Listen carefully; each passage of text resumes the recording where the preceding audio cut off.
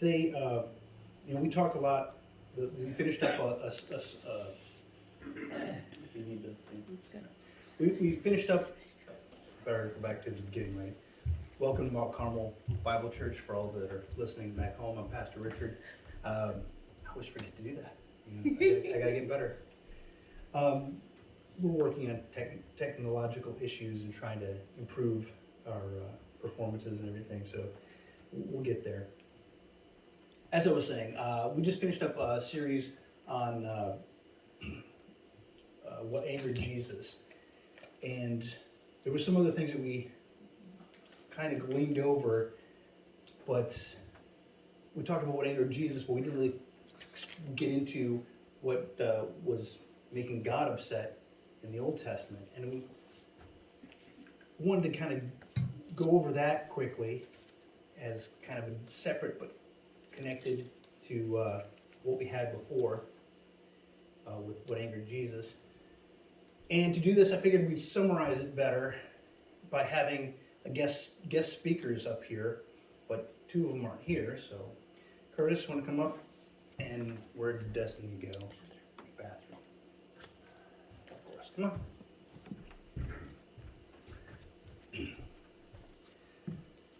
Hold on to this. We'll wait for your sister. Maybe not. She was expecting to have at least 4 appear. That's okay. That's okay. You have a childlike spirit. You can bump in there. More like a childlike intelligence is what you're thinking, right? But since you said something, maybe you can come up here. All right. All right, here we go. Stand right over. Hopefully that you're in the camera. Yeah. Okay. So you're simulating the other children. Okay. So before we get started with this, I'm going to ask you to say your first name and what grade you're in, so the people that are watching this at home can get to know you a little bit. So go ahead and say it in the mic. My name's Curtis Lewis, and I'm in the 5th grade. First name is what I said. First name. Pass the mic. My name is Jen, and I'm not in a grade. There we go. Almost got her. Okay, so Maybe second. so what I wanted to do is ask the children, and since we have a substitute child here, I'm going to ask you several questions, and they're going to be simple ones. We're going to figure this out together. Okay, so first question is, get the mic over to him. When your parents tell you to do something, should you do it? Yes. Okay, very good. See, simple question. Okay, pass the mic.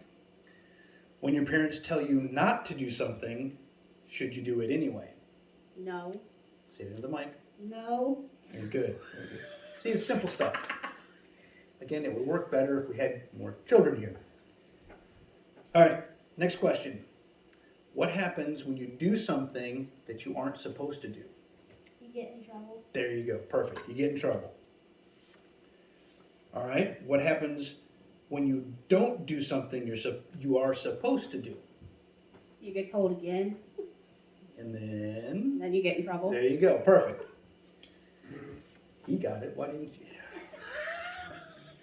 All right. Next question. When God tells his children to do something, should they do it? Yes. Very good. Very simple, right? We all got this? All right, now when God tells his children not to do something, should they do it anyway? No. Very good. Here we go. Another child, come up here. She was filling your space. First say, for the camera, your first name, just your first name, and what grade you're in. I'm Destiny, and I'm in 7th grade. Okay, simple question. What do you think happens to God's children when they do something they're not supposed to? Curtis, you want to give her a hint? It's a simple question. What was the other question? All right, here we go. What happens to you if you don't do something your parents tell you to do? You get in trouble. There you go. So what do you think happens to God's children when you do something that you're not supposed to do? You get in trouble. You get in trouble. There you go. Perfect. And you were put on the spot because you just got up here. You didn't know what was going on. All right, pass the mic to the other to the child or the simulated child. All right. What do you think happens to God's children when they don't do what they're supposed to do? They get in trouble. Perfect. Good job. Okay. When you get in trouble with your parents, this is a tough one. When you get in trouble with your parents, do they stop loving you when they get mad? No. Perfect. So when you get in trouble and you can start getting punished, you know that your parents love you. There you go. Good. Now, does God stop loving his children when they are in trouble and he is mad? No. Perfect. That's it. Good job. Everybody, go ahead and have a seat. It's that simple. It's that simple. God tells us to do something, we do it. God tells us not to do something, we don't do it, or we get in trouble. But God still loves us, even when we're being re-educated, if you will. Now,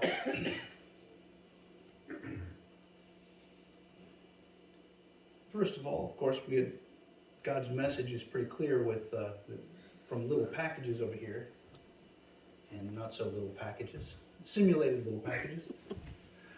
But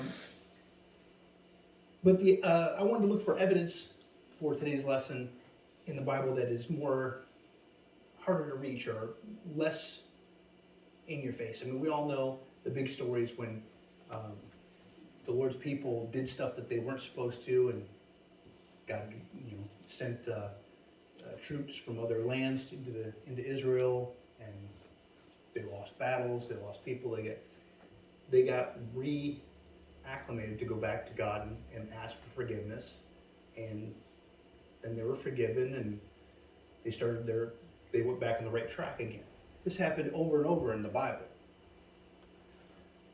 So when I was looking for evidence for this particular lesson, I wanted to find some place where people don't usually look. And I found I did some research a while back, and I discovered the least talked about books of the Bible in sermons, and the least read books of the Bible. And does anybody know what the least read book of the Bible is? Amos. No, but I'm close. thinking probably Revelation. I would say Numbers. Okay, they're all good. They're all good guesses, but Amos was close because it is one of the minor prophets. It's Malachi. one of them. It's actually Obadiah. Oh. Yeah, no one remembers Obadiah. Numbers has a lot of good information in there still. There's several little stories in there, and it's quite lengthy, so it's talked about quite a bit. There are several reasons why Obadiah is the least read book. First of all, Jesus never quoted from it. He quoted from a lot of other books of the Old Testament, but he didn't quote anything directly from Obadiah. It's the fourth shortest book of the Bible. It's only 21 verses long, so it's a pretty short read. So when you're looking for it, thumbing through the Old Testament trying to find it, you're probably going to miss it several times before you get to it. And it was written to the Ammonites, not to God's children, but to this other group of people. So if it's written to these other group of people, why do we really care, right? So you read through it. It's not to Israel. It's not to Judea. Where's the importance to it? It's a minor prophet. There's a lot of minor prophets that have some good information. Of course, the most famous of the minor prophets was anybody? Like a fish? Jonah. Jonah was the most popular. He's the most popular because everybody has heard about that story. And Obadiah, you need to learn the backstory. You have to go digging in the Old Testament in other books to find out what the story or what this book is about. Some of the positives on it is it does introduce the day of the Lord. I believe it's one of the first books of the Bible to mention the day of the Lord, which is when he comes to judge all of the nations. So that's a pretty powerful thing that people overlook a lot. So the first 14 verses tell Edom what they did wrong, and then 15 through 21 is Old Testament wrath of God stuff. Not happy, gentle, lovey stuff. Not you're going to be forgiven. Not I still care about you, but you're going to go away for what you did.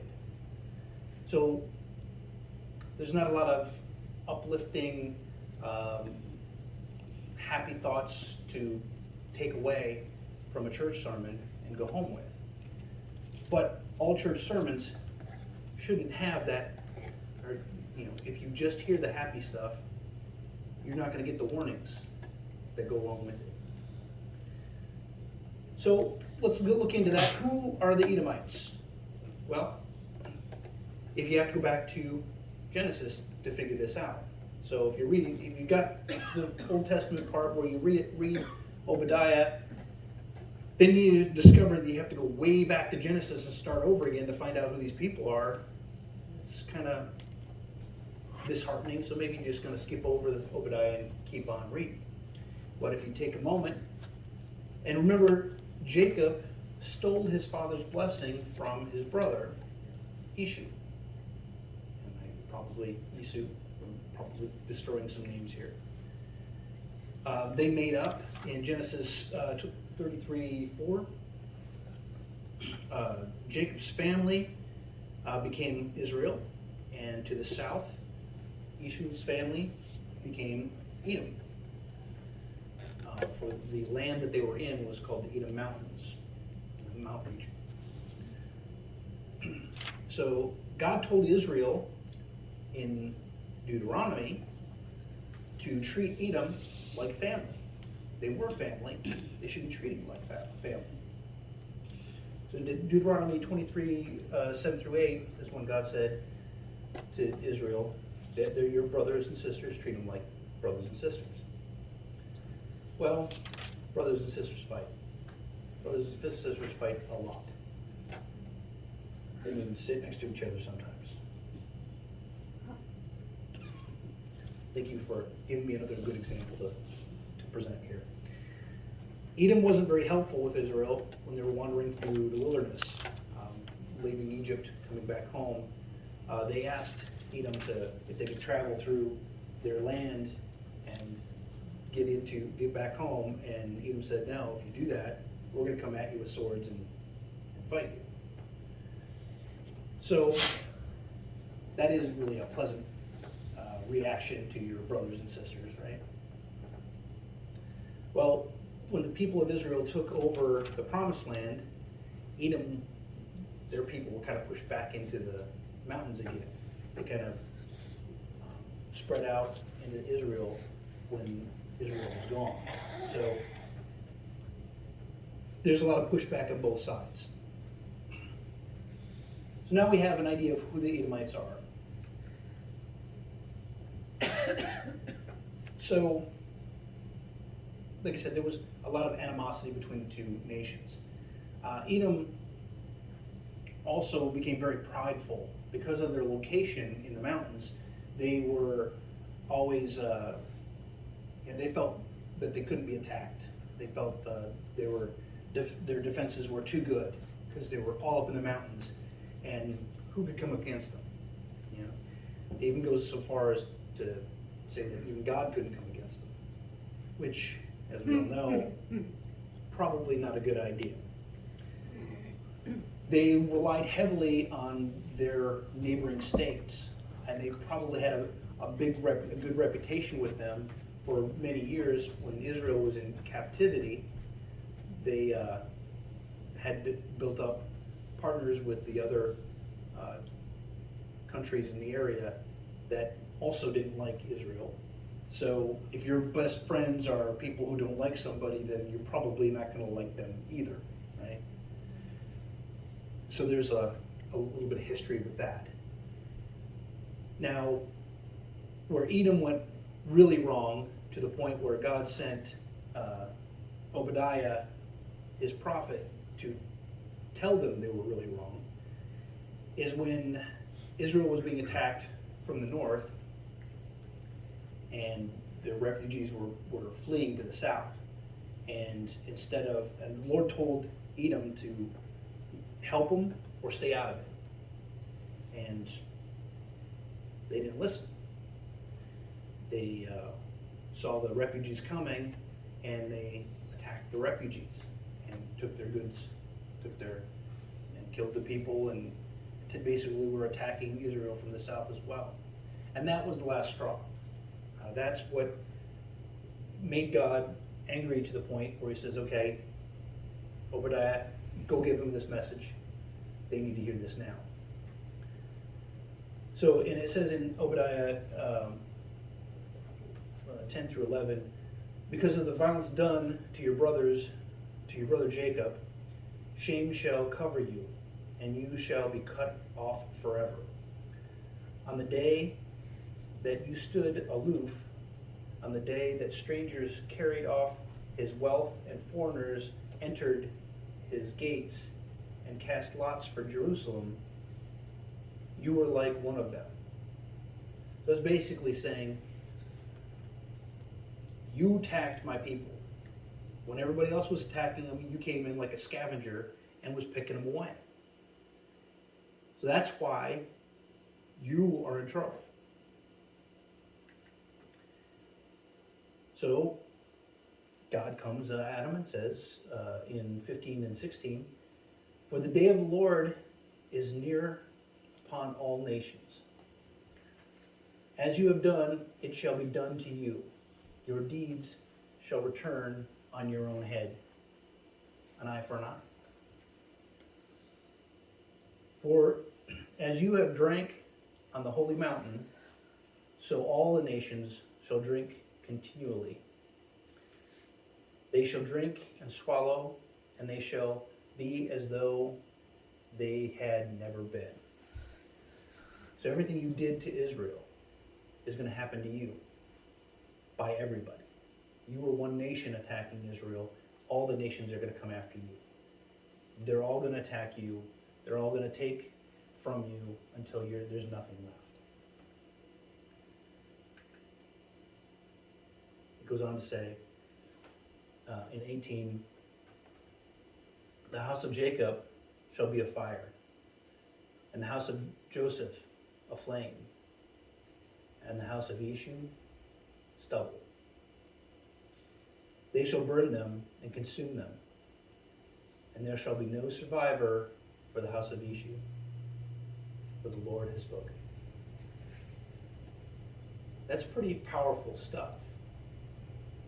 Imagine being in that house when Obadiah comes and gives this message to you. You have no chance. You're done because of what you did. Because you defied the Lord, because you came after my people, everybody's going to come after you. No, that's not a happy thought. That's not a good morning, it's Sunday, think welcome to church thought. But it's a thought we need to have. When we cross God, we should expect to be crossed back. If someone is going after Christians, we're God's people. They don't have a chance. But there's some takeaways that we can get out of this that aren't so terrible. First off, let's consider this. God was punishing Judea again for what they had did wrong. at the time of Obadiah, Israel was already split into the separate kingdoms, Israel and Judea. Judea was being attacked because of what they were doing wrong, because they again turned from God. They again fell away from God. They again went their own direction instead of following God. And God said to them, you're going to be attacked for what you're doing. And they were. They were attacked from the north, and they were getting back on track. Because when you get attacked, when you feel low, when you're down again, that's when you turn to God. And that's what God's intent was. So this wasn't the first time he was teaching them a lesson. This wasn't the first time a battle came to get them to fall in line again and follow God again. They already split up the kingdom. This has been going on for years and years and years. But the Lord still loved his people, still protected his people, and still, even though he was punishing Judea for what they did, for turning away from the Lord, he still sent Obadiah to Edom to tell them that they're going down for what they did. You attacked my people. I told you not to. Now you're done. You're going to go in a major timeout. But let's also consider this. As ominous of a warning it was, when God's words to Edom, he could have done a lot worse. What he did to Sodom and Gomorrah, for instance, he took them out like that, fire from the skies. He could have sent a flood. He could have sent an earthquake. He could have destroyed that kingdom instantly. But he didn't. He sent a prophet to warn them what was going to happen. Why would he do that? Why would he warn them? Kingdoms are coming. They're going to strip you of your wealth. They're going to come at you. They're going to destroy you. They're going to make you disappear from the face of the earth. Why warn them? You had it right. He warned them because it gives them another chance. Not that they were going to take it, but I'm sure there was people in that kingdom that would take that advice. They hear the warning from the Lord, and they repent. They leave the country. They know what's coming.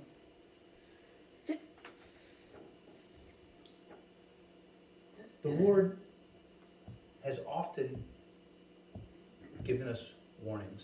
This is what's going to happen. If you disobey me, you're going to be turned away. If you turn away from my word, you turn away from my laws, then I'll turn away from you. He gives us warnings, not because he doesn't care about us, but because he does. He lets us get into trouble and gives us a way out. Even though the Edomites weren't God's people, they're related. They were still his creation. The Lord loves his children. And guess what? We're all adopted in. We're all Christians. All the Christians are adopted into his children, into his family. He loves all of his children. But that doesn't mean he doesn't love all of his creation. All the unsaved people he still loves. If he didn't, why would he command us to follow the Great Commission? Why would he command us to spread the word to everyone? He loves everyone. Sometimes he's trying to get our attention. Even though We've turned away from him time and time again. He's still there for us. Even in this very unheard of book of the Bible, it's a very looked over, disregarded book, it has a powerful message. That he loves everyone, and he wants everyone to come to him, and he wants everyone to be with him. Sometimes it takes harsh words and harsh actions to get people's attention.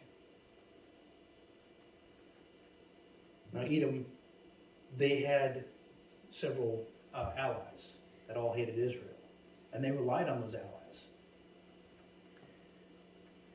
And when you rely on your allies too much, your allies have their interests at heart first before they have yours. Their allies started falling, and then they saw the weakness, and they started attacking Edom. And everything that the Lord warned them was going to happen came to pass. But we're sure some of those people didn't go down with the ship because God gave them the warning. God gave them an out because he loves them. And if the Lord takes the time to give the warning to a people that attacked his people, he still gave them a warning because he loved them. Don't you think the Lord loves us just a little bit more? So we should take our time to listen to his word, follow his teachings, and try, as the children said, to do the right thing. If we're told not to do something, we don't do it. If we're told to do something, we better do it.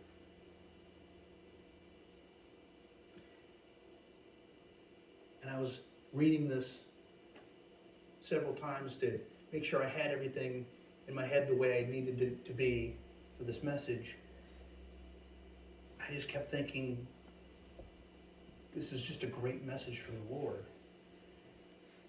It's not a happy message on its face, on the surface. But isn't it a more deep and more meaningful way for the Lord to say, Happy Valentine's Day? It's not just telling us that he loves us, it's showing us that he loves everyone. Let's go to the Lord in prayer.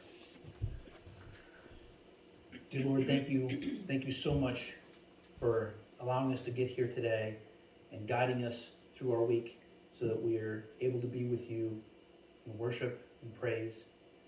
Thank you for keeping us healthy and safe. Thank you for looking out after our friends and family. Thank you for showing us how much you care for us, how much you love us.